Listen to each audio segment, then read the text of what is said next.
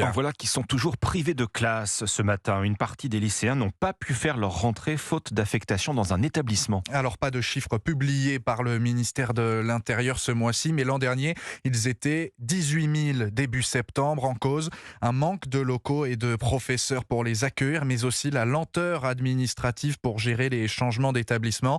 Et Louis Salé, le phénomène semble bien encore se reproduire ces dernières semaines. 10 jours après la rentrée, le fils de Béatrice à Paris n'a toujours aucune idée du lycée dans lequel il passera son année de première. Sa demande d'affectation a pourtant été déposée en juillet par sa mère. On m'a promis une réponse le 29 août et depuis le 29 août, je n'ai aucune réponse, je n'ai aucune attribution de classe pour lui. J'ai téléphoné à plusieurs reprises, soit je tombe sur un répondeur, soit je tombe sur quelqu'un qui me dit il faut attendre. C'est tout ce qu'on me dit, attendre, attendre, attendre. Et c'est vraiment extrêmement compliqué pour lui, pour nous. Voilà, il est en grande souffrance psychologique. Son cas est loin d'être isolé, en particulier en région parisienne, à Mayotte, Lyon et Strasbourg.